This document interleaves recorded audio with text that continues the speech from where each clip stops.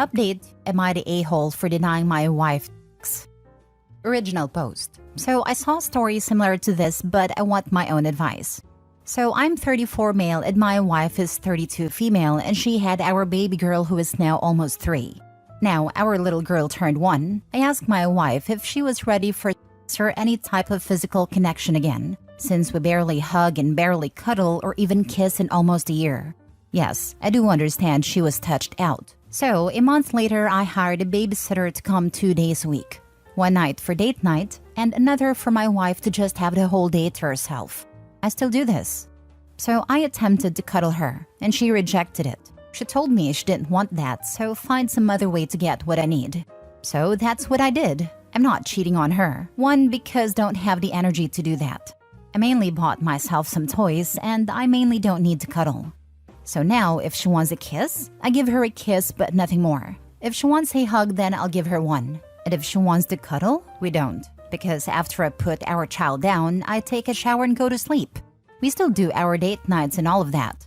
She attempted to have sex with me 2 weeks ago, and I asked her nicely if she could stop, as I wanted to get undressed and take a shower. Then she tried to join me in the shower, so I just got out of it and went to the guest room to shower and locked the door. I told her that I was sorry, but I wanted to take my own shower. She said it was okay. So last week I figured she would try again, so I got her some toys. I told her that these are hers and she can use them for whatever pleasure or need she needed. She said she didn't want that and she wanted me. And I told her that was good and all, but at this moment I don't want her. I would like to watch TV. So this week she decided to ask me what's going on and why I didn't want her. I told her that I would have to want her again. I said I'm not saying I don't find you attractive because I do, but I've been almost 4 years without you. So I've learned how to manage myself. For those wondering how is it 4 years, we didn't have sex her whole pregnancy as she didn't want it, which was fine, and my daughter turns 3 in 2 weeks. She asked if I was punishing her. I told her I wasn't. I don't have the energy to punish her. I said that I would work on it, but give me a few weeks to a few months, unless she just wanted me to have sex with her while thinking of something else. She said she would not like that, and I told her for now just use the toys I got her. So I went out with some friends, and one said I wasn't wrong as she has taught me how to live without her touch, and I just need to get used to it again. And one said to just do her and just think about something else, so that way she can have what she wants. Now, I know I'm going to get comments saying, well, how about you take care of a baby, since she's a stay-at-home mom? I can, and I did. She went to the hospital because she got COVID 2 weeks after our child was born, and so I had to take care of our baby alone for almost a month. And then she got it again 3 months later, so then I took care of our baby for 2 weeks. Then, every year for her birthday, I get her a 2-week-long vacation. People would ask, well, is childcare only on her? And I think I said it before, but when I get home, I usually take care of our child at night. So, am I the a-hole though? Now for the top comments before reading the update. Couples therapy like yesterday. If you don't do therapy, then just get divorced for Pete's sake. Too tired is not the right reason to not punish. This sounds like a grudge. 4 years of rejection? This guy could just be over it. It happens. He has new coping skills now. He should probably cut bait, but get therapy for himself so he doesn't go through life like that. I'm a mom, and operating on the assumption is telling is accurate, and I have to wonder what she expected. 4 years is a very long time. That bedroom isn't just dead, it's fossilized. Pregnancy plus almost 3 years old, almost 4 years without intimacy, not even cuddling. 4 years of OP's wife refusing him. Maybe OP wanted sex. Doesn't look like OP wants sex now. Therapy was needed 3 years ago. Now is the wife the one that should work hard, as she is the one that refused OP for almost 4 years. I reckon OP's wife just wants another baby. It will all grind to a halt again once she's conceived. Not the a-hole. The reason I'm going for this and not no a-holes here is because it's been 4 years. If it's been 4 years where you can't even give your partner or spouse a hug or cuddle, then you can't expect to get what you want when you want after those 4 years.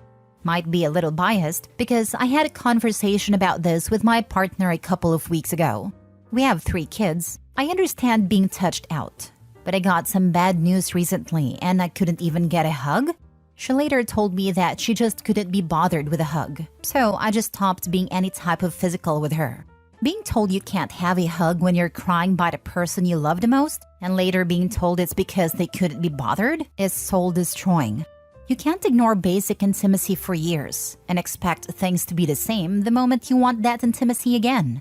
The damage is done. You have to put in the work. I'm not talking sex. Don't have sex if you don't want to have sex. That's absolutely fine. But if you're at the point you're denying your partner a cuddle or a hug for years, what are you expecting? Exactly this. I was married for 21 years, but we only had sex the first 5 years. He came back from Iraq, injured. He stopped holding my hand, stopped hugging or kissing me, stopped cuddling in bed, etc. He had stopped doing those things because he thought it would lead me to think I needed something he couldn't give me. He didn't want to make things harder for me than they already were.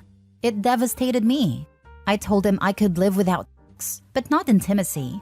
I wasn't worried about what he couldn't do. I could take care of that need all by myself. I was worried about what he could still do that he wasn't. I needed him to show me that he still loved and cared for me. It was a game changer. We started holding hands again, hugging and kissing, etc. To say that our relationship thrived is an understatement. It brought us closer than ever. He learned that I could be trusted beyond a shadow of a doubt, to never cheat on him and leave him for something that wasn't his fault.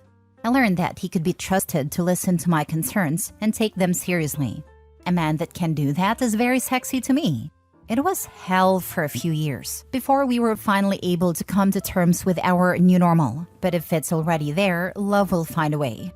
It's hard work, ain't gonna lie about that, but it can be overcome if both partners really listen to each other and take the necessary steps to fix the problem. My husband passed away in 2019 after a 7-year battle with cancer. He didn't lose that battle because the cancer died when he did, so technically it was a tie. He used to joke, if this thing is taking me down, then I'm taking it with me. I don't regret any of the hell we went through, because we went through it together. The fires of hell forged our bond. It became strong as steel and damn near unbreakable. Do the work, people. I promise you it's worth it. Now for the update. Hello, people. So I'm back to give you all an update. Me and my wife are divorcing. So basically, we had a conversation which ended up arguing, and so I gave her some options. An open marriage, divorce, therapy, or she just lets me wait till my attraction for her came back. She said she would just want an open marriage on her side, which I was fine with. I didn't really care. She got mad I would let other men bed her with my permission. Then she admitted she had been cheating on me, so all of you who said that were right. So I told her that we could go ahead and get a divorce. She was upset and begged and asked how I was going to allow open marriage, but then divorce her because she was cheating. I told her because we never agreed to an open marriage when you were cheating, that's why. I have filed for divorce, and we have been splitting my daughter since she has moved back into some friend's house. So that's an update for you all. Yikes. Yeah, she neglected you by giving all your affection to someone else, but then got mad when you did the same. Withdrawing affection, not the cheating part. Hope the rest of Reddit sees this. All these teenagers jump to giving years of space to the poor overworked spouse. It's all perspective. She wasn't overtouched, she just didn't want the husband. I'm wondering if there will be another update with her pregnant, agreeing with all the Redditors that said she only wanted sex now because she got knocked up by the side dude. DNA test the kid, just for a sure thing. Jesus Christ, man. Just damn. I can't believe how some people are like this. Honestly, I am terrified of marrying anyone now. Like, I am both really inclined to date and create a family, and at the same time just shut down and never want any of that again. Like, just reread the posts and you reply. How messy is this situation? He now has to figure out if his daughter is actually someone else's daughter. To a wife who, 1, cheated with no regard, 2, denied sex to him until he lost attraction, 3, got really upset and did not give him space to work on himself and his attraction to her. 4, was the one who wanted an open marriage. 5, was also the one who got really butthurt that he would let her bed other men. 6, was also the one who bedded other men, with zero regard for whether he would let her do it in the first place. 7, was also the one who victimized herself and started begging. And in the middle of all of it, there is a poor kid who wants nothing but a normal family and love from her parents. Like there has to be a hot room in hell for people like that, and these people really scare me now. On the plus side, I used to think matters are always best resolved between involved parties, with therapy and counseling, with advice as a contingency to the former not working. Now, freaking hell. Imagine where this guy would be if he didn't have you people helping him out. You are all ace. I guess I'm just ranting and terrified though. You just need to be incredibly deliberate and careful in who you tie your life to. I went through the process of dating in a methodical way to find the absolute nicest person that I could. There is no other decision in life that affects your future happiness more than who you choose as a partner. I realized that and didn't take the process lightly. I got therapy, read relationships self-help books, read psychology books, and didn't base my decision on fleeting emotional or physical attraction. In the end, I got the best husband I've ever seen or known. So yes, it is scary, but you can mitigate the risk. Last story. Is it cruel to flirt with another man in front of my husband purposefully? Tom and I have been together for 8 years, married for 2 months. He is handsome, funny, quirky, and a wonderful conversationalist. Just perfect for me, really. We go dancing, jogging, visit galleries, and cook together. He is so sensual and loving. It's astounding, and there's never a dull moment with him. I'm fond of his mom, and he has welcomed my folks as his own family too. We rarely argue most of the time, except on one topic. Tom had a close friend who, on multiple occasions, he's described as his best friend. Let's call her Julia. Originally, Tom tried to ask her out years ago before he met me, but she turned him down. They bonded over work. They had back and forth that seemed impenetrable, as whenever I tried to join in, Julia would give me these droll blank stares. She was somewhat flirtatious with Tom, stroking his biceps when he flexed it, suggesting they should work out together. She also made somewhat insensitive comments that have really upset me. Whenever I tried to bring this up, Tom hand-waved it as banter, that I was overthinking, insisting that it was in good faith, but I was never so sure. I tried to chat to Julia one day when Tom left the room, and she just muttered, "I hate small talk," and started scrolling on her phone. Another time I was talking to her, she just muttered, throughout the entire conversation in a very bored tone, and demonstratively yawned. The final straw was when she escalated her behavior from immature jabs to a prank that was primarily done to humiliate me. It didn't physically hurt, but it was emotionally devastating in a way that caused so much hassle that me and Tom had to go to marriage counseling for it. He also more or less stopped talking to Julia because of it. At first, he was really defensive and kept claiming Julia's behavior is primarily just edginess that I'm misconstruing as having more sinister intentions. But the marriage counselor has pointed out that his repeated invalidation has weighed on our marriage, and its impact will take a while to be lifted, and that the primary way to heave that weight will be to trust my impressions if I believe that something is up. After a particularly heated counseling session, he was agreeing with a lot of the talking points our counselor was making, but he was still insistent that Julia had no feelings for him. I said that given her past behavior, it's very likely she holds some sort of torch for him regardless of whether she admits to it or not. He told me that I was reading too much into it, and I was absolutely livid. It was as though he learned nothing from our sessions.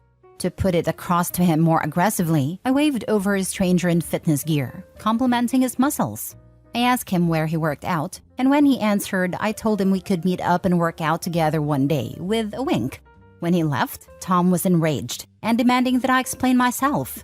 But I told him that the explanation was right there in my behavior. He was furious, understandably so, but it was the only way he could understand the severity of my pain, to experience it himself.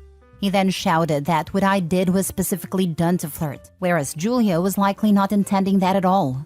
I called BS, stating that it's the exact same thing, regardless of intention. If I'm perfectly honest, it frustrates me that even to this point, he's still defending her months down the line. Am I being the a-hole here? Now for the top comments. Not the a-hole. Your husband is being intentionally and willfully blind to Julia's behavior and effectively encouraged it. You gave him a taste of how that feels and looks, after trying so many other methods. Not the a-hole, and your husband has a thing for Julia. He always has had a thing for Julia, but she turned him down. He feels torn now because he is with you, but if he acknowledged Julia might want him, then he might be tempted to go to her. Your marriage is pretty much over. Saddest part is Julia will get what she wants and then dump him. OP's husband will destroy an established relationship for ego's sake. Sad. Not the a-hole. What is wrong with these girl best friends antagonizing the girlfriend and the guy remains oblivious and defending behaviors like this? Are men really this dense? And even if they're indeed so emotionally immature they cannot recognize it, how is it okay to dismiss and not recognize their supposed person telling them about their hurting and just doing nothing about it until crap hits the fan? Why? I'm curious what the prank was that broke the camel's back for you. Only because I cannot fathom after all this disrespect she showed you. What else could she do that was even more awful? Good luck, friend. She damaged a dress of mine apparently an accident and was too ashamed or embarrassed to apologize. When she was given the chance, she sent a disgusting present that made it finally sink in for Tom that she was treating me like sneaker residue. Afterwards, Tom has been firmly no contact with her. Not the a-hole, but you will be the a-hole if you stay and keep letting this man turn you into someone who resorts to games and flirting with other men to get your point across. You should not have to beg your husband for understanding, nor should you have to sink to his level to help him understand your pain. He knows it hurts you, and he doesn't care. You should have left your husband years ago. He is having an emotional affair. The fact that Julia plays into it is appalling, but you can only control your relationship with him. The longer you stay, the more it affirms to him that you will tolerate him letting his relationship with another woman destroy your marriage. Julia is no longer in the picture, luckily. She's went with a whimper rather than a bang, but the damage still lingers. You're absolutely right there. It's something we've discussed in counseling numerous times. It's not something that I plan to do on a bi-weekly basis. Turning on the coquette is charm at all, but I felt like Tom needed a context of how that behavior from a woman would when it's not going his way, if you know what I mean. In a way, I think you're not giving him enough credit for his awareness of your feelings. You raised the issue several times and explained that it upset you. He hand-waved your concerns and refused to actually hear what you were saying. You didn't need to show him anything that he already knows. He had all the information and decided that banter was more important to him than his wife feeling insecure in your marriage. Julia would have never been able to humiliate you if your husband had taken action and set boundaries with her long ago. He enjoys the attention. The only reason he is upset now is not because he has seen how hurt you are. It's because he had a taste of the humiliation and disrespect that you've been dealing with for months. He is selfish and does not respect your feelings.